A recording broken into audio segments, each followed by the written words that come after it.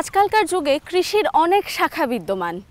অনেকেই চাষবাস করেও নিজের ভাগ্যের চাকা বদলাচ্ছেন, অনেকে খামার করে, আবার অনেকে চাষবাস খামার ছাড়াই শুধুমাত্র গোবর বেচেও তিনি নিজের ভাগ্যের চাকা বদলাচ্ছেন। দর্শক বন্ধুরা, আজকে আমরা চলে এসেছি যশোর জেলার কেশবপুর ইউনিয়নের চিংড়া গ্রামে, চিংড়া ভার্মি কম্পোস্ট কারখানাতে। এবং এখানে আমরা দেখব যে উনি কিভাবে ভার্মি কম্পোস্ট উৎপাদন করে নিজের ভাগ্যের চাকা ঘুরিয়েছেন।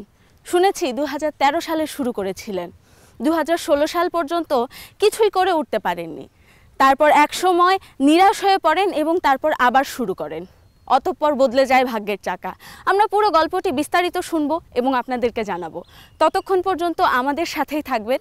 আমি নূর এ জান্নাত স্বাগত জানাচ্ছি দীপ্ত কৃষি অনুষ্ঠানে, powered by Kazi farms, co sponsored by A R Malik seeds. পুরো আয়োজন জুড়ে আমাদের সাথেই থাকুন।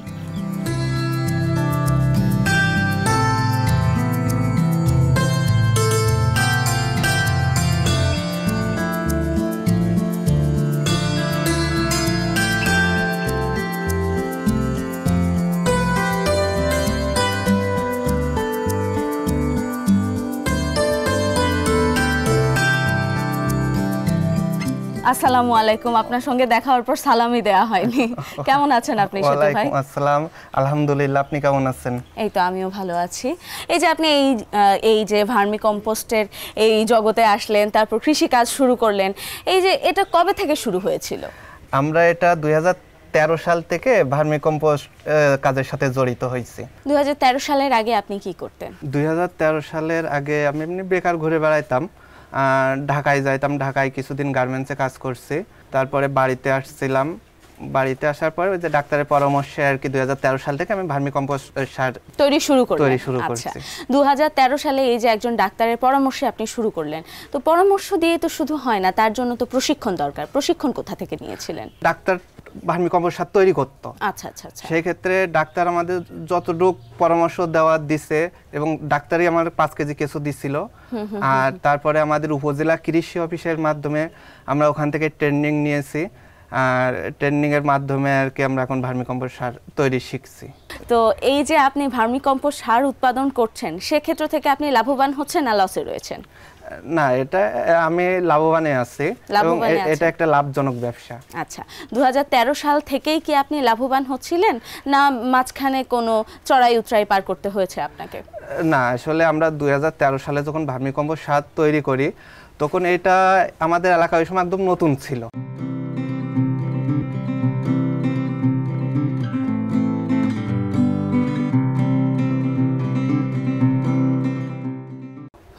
কৃষকরা বললে অনেক হাসি ঠাট্টা করতো যে কেঁচো চাষ করতেছে বা কেঁচো হাউজে পালতিছে, এগুলো নিয়ে অনেক হাসি ঠাট্টা করছে, অনেক মস্করা করতো। আর আমরা যখন সার প্রোডাকশন করতাম, অনেকের মানে ব্যবহার করার জন্য অনেক কৃষকরা আমরা ফ্রি দিতাম। কত বছর পরে আপনারা পরবর্তীতে এই যে বিক্রয় শুরু করলেন? আমরা 2016 সাল থেকে মানে বাণিজ্যিকভাবে আর কি বিক্রয় শুরু করছি। বাহ।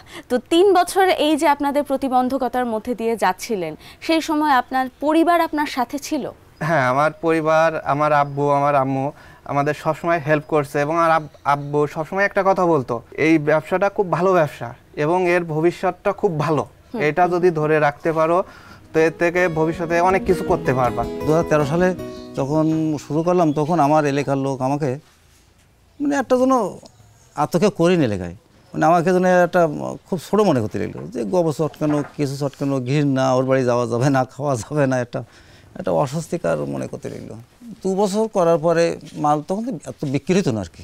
2-3 মাস পরে তো 5 মণ সার বিক্রি হতো। হাল ছাড়লাম না, কিন্তু আমি কাজ চালাতে লাগলাম। আর বড় ছেলে শেখ মহিমুল ইসলাম এই কাজটাই করে। এখন আমি জাস্ট একটু দেখাশোনা করি, আর সব দায় দেখতো তার উপরে। তাই চিংড়া গ্রামের একদিন সে খুব অনেক বড় বড় মানে উচ্চ স্থানে যেতে পারে আমার বিশ্বাস। শুরু থেকে যখন শুরু করলেন, তখন কতটুকু পুঁজি নিয়ে আপনারা শুরু করেছিলেন? পুঁজিটা ছিল ওই সময় মানে প্রতি কেজি কেঁচো আমাদের কাছ থেকে 5,000 টাকা করে কেজি নিছিল।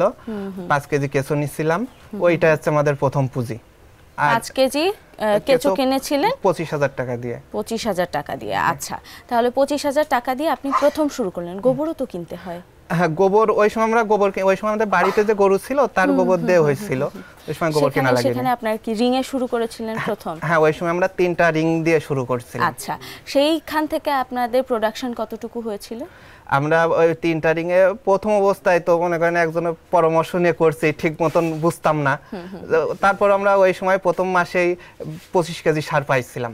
আপনি কি একবারে গতানুগতিক ভাবেই এই কেঁচো সার উৎপাদনেই আছেন, না মাঝখানে আপনার বিজনেস চেঞ্জ হয়েছিল? আমরা 2013 সাল থেকে যে চারিতে আর কি শুরু করছিলাম। চারিতে করতে করতে আমাদের 27টা চারি হয়েছিল। 27টা চারি হওয়ার পরে চারিটা টেকসই হয় না, 1-1.5 বছর পরে চারিটা নষ্ট হয়ে যায় এবং একটা চারি ওই সময় দাম নিত 250 টাকা পিস। পরে চারি 1-1.5 বছর পর পর নষ্ট হয়ে যায়। তখন চিন্তা ভাবনা করলাম যে এর বিকল্প কি করা যায়। তারপরে অনেক চিন্তা ভাবনা করে দেখলাম যে হাউস সিস্টেমে তো আমরা করতে পারি, হাউস সিস্টেমে করতে পারি। সেই সময় আমরা 660 স্কয়ার ফিটের একটা খামার করি, খামারের ভিতরে 5টা হাউস করি। সেখানে আমরা সার প্রোডাকশন করি, 1.5 টন করে সার প্রোডাকশনে আসে ওখান থেকে। পরে ওখান থেকে প্রোডাকশন হইতে হইতে আমাদের সার বিক্রি হয়, সার তৈরি করি, বিক্রি হয়। এমনভাবে করতে করতে আমরা 2020 সালে এসে একটা মুরগির ফার্ম করি। এই যে আমরা এখন যেটা দাঁড়ায় আছি এইটাই সেই মুরগির ফার্ম। মুরগির ফার্ম থেকে আবার এখানে আপনি ভার্মি কম্পোস্টের শেড করলেন। 3 শেড মুরগি তুলছিলাম, তা আসলে মুরগিতে আমরা ভালো ফলাফল পাইনি। 3বারে আমাদের বেশ ভালো একটা টাকা লস গিয়েছিল। সেই লস যাওয়াতে পরে আমাদের উপজেলা কৃষি অফিসে যে স্যারেরা আছে, স্যারেদের সাথে পরামর্শ করি যে স্যার এরকম আমরা তো বিরাট আকার একটা মুরগি ফার্ম করছি, এখন আমরা এটাতে যদি ভার্মি কম্পোস্ট সার তৈরি শুরু করি তা আপনারা কি আমাদের সহযোগিতা করবেন? তো স্যারেরা বললো যে আমরা সর্বোচ্চ চেষ্টা করব, আপনারা এটা শুরু করেন, আমাদের যতটুকু চেষ্টা করার আমরা সর্বোচ্চ চেষ্টা করব। মোহাম্মদ ইসলাম সেতু যে 2013 সালে ভার্মি কম্পোস্ট শুরু করেছিলেন, তিনি কিন্তু জানতেন না কীভাবে করতেন, এর কারিগরি সম্পর্কে জানতেন না। তখন আমাদের কৃষি অফিস স্বর্ণ হলেন, তখন আমরা তার দিকে এগিয়ে আসলাম। তাকে অফিস থেকে প্রশিক্ষণ দেওয়া হয়, পাশাপাশি প্রদর্শনী দেওয়া হয়, প্রদর্শনী বিভিন্ন উপকরণ সরবরাহ করা হয় এবং সেটা থেকে আস্তে আস্তে বৃহত্তর আকারে চারি থেকে চেম্বারে শুরু করে যখন বেশি বেশি সার উৎপাদন হচ্ছে, তখন আমরা অফিস থেকে একটা সেপারেট মেশিন দিই। মেশিন দিলে তার একটা আর্থিক সুবিধা হয় এবং এটা সার বিক্রি করে সে এখন স্বাবলম্বী। এবং এই দেখা দেখে গ্রামে আরও অনেকে উদ্যোগ এই ভার্মি কম্পোস্ট তৈরি করা আরও শুরু করেছে। তারপরে আমরা এটা যখন আপনার হাউস ফ্লোর করে হাউস করে শেষ করি, স্যারেরা আসছিলেন, ভিজিট করছেন। তিনি আমাদের ওই সময় একটা ভার্মি কম্পোস্ট সেপারেটর মেশিন দিতে চাইছিলেন। তারপরে কিছুদিন পরে তিনি আমাদের একটা ভার্মি কম্পোস্ট সেপারেটর মেশিন দিয়েছিলেন উপজেলা কৃষি অফিসের মাধ্যমে। তো এবার একটু শেডের গল্প শুনবো। এই যে এই শেডটি করেছেন, এই শেডটি যখন মুরগির ফার্ম ছিল না প্রথমে, তো এই শেডটি করতে কি পরিমাণ খরচ হয়েছিল আপনার? আমাদের এটা যখন মুরগির ফার্ম করছিলাম ওই সময় এই শেডটা করতে প্রায় 6 লক্ষ টাকার উপরে খরচ হয়েছিল। আচ্ছা, আর এই যে হাউসগুলো করেছেন এখানে আবার খরচ কত পড়লো? এটা পরে হাউস করতে যে আপনার 2 লক্ষ টাকার কিছু কম পড়ছিল। কয়টি হাউস রয়েছে এখানে? 30টা হাউস আছে। 30টা হাউস রয়েছে। এবার যদি বলি যে পার হাউস থেকে আপনার কতটুকু সার উৎপাদন হচ্ছে? আমার পার হাউস থেকে সার উৎপাদন হচ্ছে 300 কেজি। আপনার এই যে 3টি রিং থেকে এখন 30টি হাউস, এই যে ধারাবাহিকতায় আপনি কেঁচো সার উৎপাদন করছেন, এই ক্ষেত্রে আপনার কোনো প্রতিবন্ধকতার সম্মুখীন হতে হয়েছিল কিনা? আমরা যে কাঁচামাল যে গোবর, এই গোবরটা সংগ্রহ করতে গেলে আপনার কিছু কিছু সময় গোবরটা পাওয়া যায় না। এই সময়টা আমাদের একটু কষ্টকর হয়ে যায় সার তৈরি করা। আচ্ছা, এই সম্পর্কে আরো বিস্তারিত আপনার কাছ থেকে শুনতে হবে। এখনো কিছুই শুনিনি, আরো অনেক কিছু শোনা বাকি আছে এবং প্রস্তুত তো দেখতেই হবে। তবে চলুন সামনে একটু এগিয়ে যাই।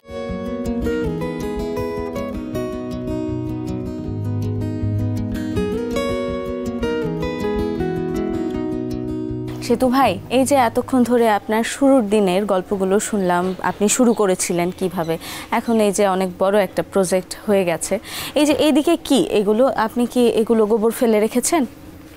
না, এগুলো গোবর ফেলে রাখা বলতে এগুলো একটা বেড সিস্টেমে করা হয়। এগুলো আমরা রেডি সার থেকে সহজে যাতে কেঁচোটা ধরে নিতে পারি সেই জন্য আর কি এই গোবরগুলো এখানে রাখা। এর ভিতর কেঁচো আছে? এর ভিতরে কেঁচো। এইভাবে কি আপনার বেড করে দিতে হয় প্রথমে? হ্যাঁ, প্রথমে আমরা যখন হাউজে গোবর দিব আমরা আগে বেড করে নিই গোবরটা এক ফাঁকা জায়গায় ঢেলে। তারপরে আমার যে রেডি সারটা যেটা হয়ে গেছে আমরা ওই সারটাই বেডের উপরে দিব। দেওয়ার পরে ওই রেডি সারের ভিতরে তো আর খাবার নাই না, এখন নিচে যে বেটে যে কাঁচা গোবর আছে কেঁচোগুলা আপনার 80% কেঁচো ওই গোবরের ভিতরে ঢুকে যায়, মানে কাঁচা খাদ্য খাইতে। পরে আমরা ওই সারটা লাভাই নিই 24 ঘন্টা পরে নিয়ে এবার এই গোবরটা আমরা হাউজে উঠাই দিয়ে থাকি। এইদিকে আমি দেখতে পাচ্ছি বেড করে রেখেছেন, এই বেড থেকে কি আবার এইদিকে আপনি এই গোবরগুলো ফেলেছেন? হ্যাঁ, এই যে এইখানে যে গোবরটা, এই গোবরটা এখানে উঠছে, এখানে কেঁচো আছে, এখানে আপনি একটু যদি তুলে দেখান তাহলে একটু ভালো হয়। হ্যাঁ, এই যে এগুলা সব কেঁচো। আচ্ছা, এটা কতদিন এখানে থাকবে ভাই? এটা হচ্ছে আপনার 30 থেকে 35 দিন থাকবে, মানে এক হাউজে আমার সারিতে 30 থেকে 35 দিন সময় লাগে। 30 থেকে 35 দিন সময় লাগে। এটা আপনি কবে দিয়েছেন? এটা আজকেই দেওয়া। এই গোবরটা তো আপনার আগে অ্যামোনিয়া গ্যাস তো ওই গোবরগুলোতে আছে, তাহলে এখানেও কি অ্যামোনিয়া গ্যাস আছে? না, এখানে গ্যাস নেই। ভার্মি কম্পোস্ট করতে হলে আপনাকে একটা জিনিস খেয়াল করতে হবে, 100% অ্যামোনিয়া গ্যাস, 100% অ্যামোনিয়া গ্যাস মুক্ত করে নিতে হবে। এবং আপনি যে গোবরটা সংগ্রহ করবেন সেই গোবরটা সংগ্রহ করার সময় আপনার লক্ষ্য রাখতে হবে গোবরে মাটি এবং অতিরিক্ত পানি মুক্ত টাটকা গোবর সংগ্রহ করতে হবে। ওই গোবরটা এনে আপনার ডিকম্পোস্ট করতে হবে। আচ্ছা, চলো একটু দাঁড়িয়ে আবার আপনার পুরো কথাটা শুনি। আপনার একটা হাউসে কেঁচো কতটুকু দিতে হবে? চলুন হাতে হাতে কথা বলি। একটা বেডে আপনার হচ্ছে আনুমানিক 10 কেজি করে কেঁচো আছে, 10 থেকে 12 কেজি করে কেঁচো 10 আছে। থেকে 12 কেজি। আচ্ছা, আপনারা কি কেঁচো এখানে ব্যবহার করেন? আমরা এটা থাইল্যান্ডের কেঁচো ব্যবহার করি। ওখানে যে একটু যদি আমরা দেখতাম তাহলে মনে হয় ভালো হতো। এখানে তো পা দেয়া যাবে না? হ্যাঁ, যাবে। আচ্ছা, এই সারটা তো একদম প্রস্তুত হয়ে গেছে না? হ্যাঁ, এই সারটা একদম রেডি। এই সারটা এখান থেকে আপনার বেডের পরে দেওয়া হবে, বেডের উপরে দেয়া হবে। জি। এই কেঁচোটি কতদিন আগে কিনেছিলেন? আমরা তো এই কেঁচোটা 2013 সালেই কিনছি।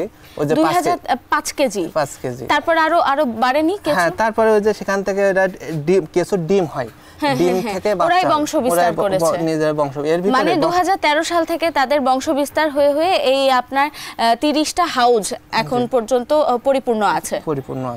এবং আপনার নতুন করে কেঁচো কিনতেও হয়নি? না, নতুন করে কেঁচো কিনতে হয়নি। বা তাহলে তো একবার ইনভেস্ট করলেই আপনার এই জায়গায় কেঁচোর অন্তত দিক থেকে আর কোনো টাকার প্রয়োজন হচ্ছে না। না, কোনো কৃষক যদি এই কেঁচোটা ঠিক মতন পরিচর্যা করতে পারে তা বছরে 6 থেকে 10 গুণ কেঁচো বৃদ্ধি করানো সম্ভব। আচ্ছা, এক্ষেত্রে কেঁচোরও পরিচর্যা আছে? হ্যাঁ, কিভাবে কেঁচোর পরিচর্যা করতে হয়? এই যে কেঁচো পরিচর্যা বলতে এই সার ওঠানো নামানো এর ভিতরেই পরিচর্যা। এই যে আমরা প্রথম যে মানে কাঁচা গোবরটা দিলাম, এই কাঁচা গোবরটা দেওয়ার 10 দিন পরে আমরা পুরো হাউসটা উল্টাই দিব। এই যে এমন ভাবে উল্টায় দিতে হবে। উল্টাই দিলে এটা কি হবে, এই যে কেঁচোগুলা মানে উপর নিচ হয়ে গেল, কেঁচোগুলা গোবরটা যত টাইট হয়ে থাকে, একভাবে দিয়ে থাকলে টাইট হয়ে থাকে, এতে কেঁচো ভালো চলাচল করতে পারে। এটা কি হাত দিয়ে আপনার এইভাবে আপনার মানে উপর নিচ করে দিতে হবে? উপর নিচ করে দিতে হবে এবং দলাগুলা ভেঙে দিতে হবে। এতে কেঁচো ভালো থাকবে, কেঁচোর স্বাস্থ্য ভালো থাকবে এবং হালকা যদি গোবরে অ্যামোনিয়া গ্যাস থাকে তাহলে সে গ্যাসটাও চলে গেল। আচ্ছা, তারপরে একটা জিনিস খেয়াল করতে হবে, গোবরটা যদি শুকায় আসে সেক্ষেত্রে হালকা করে পানি দিতে হবে। পানি না দিলে কেঁচোটা মারা যাওয়ার সম্ভাবনা থাকে। সেক্ষেত্রে গোবর শুকায় আসতেছে এই পজিশনে আসলে, মানে এইভাবে যখন হয়ে গেছে তখন না এই আমি পেছনে যে বসে আছি এখানে এরকম পজিশনে থাকবে, কখন আপনার পানি দিতে হবে? হ্যাঁ, এই পিছনে যেমন এমন পজিশনে আসলে পানি দিতে হবে। আচ্ছা, এবার আপনি আমাকে একটু বলুন, এই যে কেঁচোর পরিচর্যা করতে হচ্ছে, তারপর আপনার বেড করতে হচ্ছে, অনেক তো কাজ করতে হচ্ছে, সেক্ষেত্রে তো আপনার একার পক্ষে সম্ভব হচ্ছে না। তো এই ক্ষেত্রে আপনাকে কি সাহায্য সহযোগিতা করছে কেউ? হ্যাঁ, বা আপনার কর্মচারী কেউ রয়েছে? হ্যাঁ, আমার এখানে 4 জন কর্মচারী প্রতিদিন কাজ করে। আসলে আমি খামার এখন খুব একটা থাকতে পারি না, কারণ সার মার্কেটিং করতে হয়, বিভিন্ন ট্রেনিং এ যাইতে হয়, এতে তো এখন এরাই কাজ করে। আমি না থাকলে, আমি যদি নাও থাকি তাই এরা কাজ করে শেষ করতে পারে। বাহ, কাজ তো এখানেই শেষ না, আপনাকে তো এরপরে ছাঁকনি দিয়ে ছাঁকতে হবে, কারণ কেঁচো থাকলে তো আর সার হলো না। একদম বাজারজাত করার মতো তো প্রক্রিয়ায় আসেনি এখনো। তো এই ছাঁকনির ব্যবস্থা রয়েছে আপনার? অনেকে দেখি হাতে ছাঁকে, তো আপনি কিসে ছাঁকছেন? হ্যাঁ, আমরা এই সারটা এখান থেকে নেওয়ার পরে বেডে দেওয়ার পরে ওই সারটা হালকা একটু শুকায় নিই। শুকায় নেওয়ার পরে আমাদের সেপারেটর মেশিন আছে, সেই মেশিন দিয়ে আমরা নেটিং করে ফেলাই সারটা। আচ্ছা, তাহলে সেই মেশিন কি এখানেই রয়েছে? হ্যাঁ, এখানে আছে। আপনি যেহেতু মার্কেটিং এর কথা বললেন, আপনার মার্কেটিং এর কথাও শুনবো ওখানে যে, এবং সাথে সাথে আপনার ওই মেশিনটিও দেখবো। চলুন উঠি।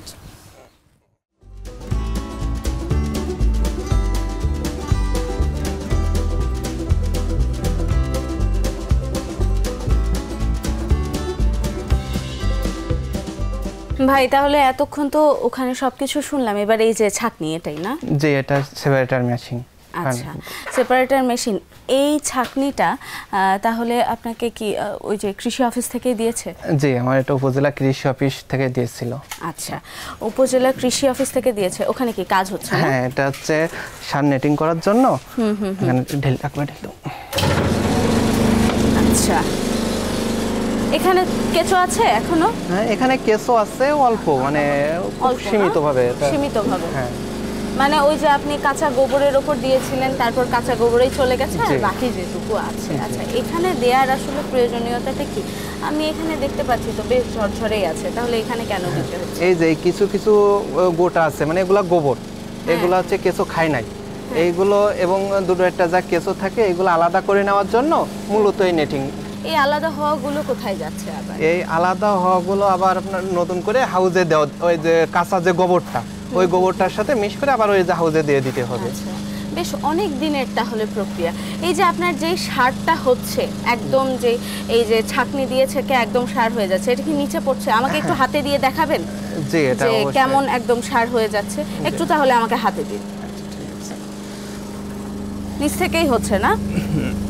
আচ্ছা, দর্শক বন্ধুরা, আপনারা কিন্তু দেখতে পাচ্ছেন যে এই যে ছোট ছোট দানা ছিল এবং সেখান থেকে এখন দেখি, আচ্ছা, একদম ঝরঝরে, এবং মনে হচ্ছে আমি মানে গোবর যে এখানে আছে এটা বোঝার কোনো উপায় নেই, মনে হচ্ছে একদম হাতে চা পাতা নিয়ে আছি। মানে এত ঝরঝরে, এত সুন্দর। এবং এই কেঁচো সার কিন্তু অনেক উপকারী গাছের জন্য, পাশাপাশি অনেকে তো পুকুরের জন্যও নেয় না? হ্যাঁ, এটা অনেকে পুকুরে মাছে খাওয়ানোর জন্য নিয়ে থাকে। মাছে খাওয়ানোর জন্য নিয়ে থাকে। আচ্ছা, আপনাকে আবার দিয়ে দিই। দেখতে পাচ্ছেন কতটুকু ঝরঝরে হয়েছে। মাছের খাবারের জন্যও নেয়, আবার গাছের জন্যও নেয়। তো এখান থেকে একটু জানতে চাইবো আপনার বাজার প্রক্রিয়াটা কীরকম হচ্ছে, কিভাবে আপনি বাজারজাত করছেন? বাজারটা আমরা কেঁচো সারটা 15 টাকা করে কেজি বিক্রি করি। আর এটা আমাদের উপজেলা কৃষি অফিসে আপনার বিভিন্ন যে বীজ সার প্রদর্শনী দেয়, ওই সময় হচ্ছে আপনার অফিসে সারটা নেয়। আর আমার কিছু পাইকারি দোকান ধরা আছে, যেমন ওই যে বিসিআইসির যেসব ডিলারগুলা আমাদের অফিস থেকে, কৃষি অফিস থেকে বলে দিছে যাদের ডিলারের মাধ্যমে যাতে এই সারটা বিক্রি করে। আচ্ছা, তাহলে এবার একটু খরচ এবং আপনার যেই বিক্রয় করে যেই আপনি প্রফিটটা পাচ্ছেন সেটার হিসাব যদি একটু দর্শকদের বলে দেন। এখানে আপনার খরচ কি কি লাগছে? এখানে খরচ বলতে প্রথমত গোবরটা কেনা, আমার এক বস্তা গোবর 60 টাকা করে কিনা পড়ে। আমার 30টা হাউজে এখানে 300 থেকে 350 বস্তা গোবর লাগে, তো আমি 300 বস্তাই গোবর মানে ধরে নিলাম 18,000 টাকা। আপনার প্রতি মাসে 18,000 টাকার গোবর লাগছে। এছাড়া আমার এখানে 4 জন লেবার কাজ করে।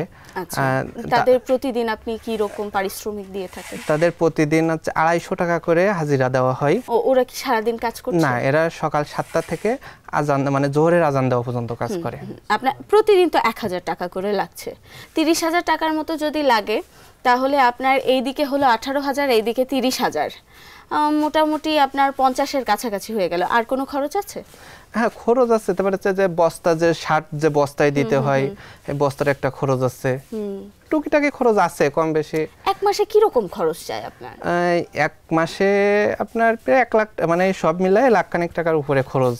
এবার বিক্রয় করে আপনার কি রকম টাকা আর্ন হচ্ছে এক মাসে? আমার বিক্রয় প্রতি মাসে 1,50,000 60,000 টাকার প্রতি মাসে সার বিক্রয় হচ্ছে এখান থেকে, কেঁচো এবং সার সহ দুটোটাই আপনার হচ্ছে। মোটামুটি তাহলে আমরা খরচ যদি হিসাব থেকে বাদ দিই তাহলে আপনার 50 থেকে 60,000 টাকা আপনার ইনকাম থাকছে। জি, বাহ, তাহলে তো আপনি পরিবার নিয়ে বেশ ভালো আছেন এই ভার্মিকম্পোস্ট সার উৎপাদন করেই। জি, আলহামদুলিল্লাহ।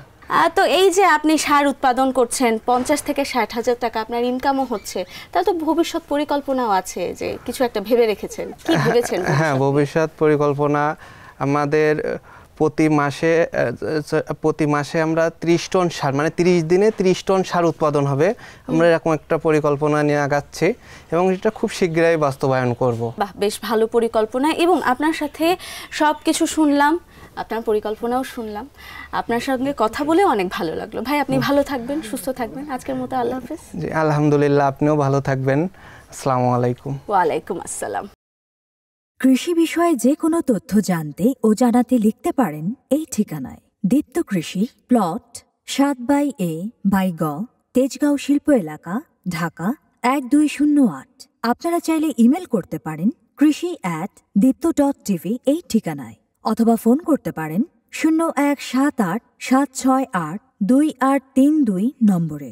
শুক্রবার ছাড়া প্রতিদিন সকাল 9টা থেকে বিকেল 5টা পর্যন্ত।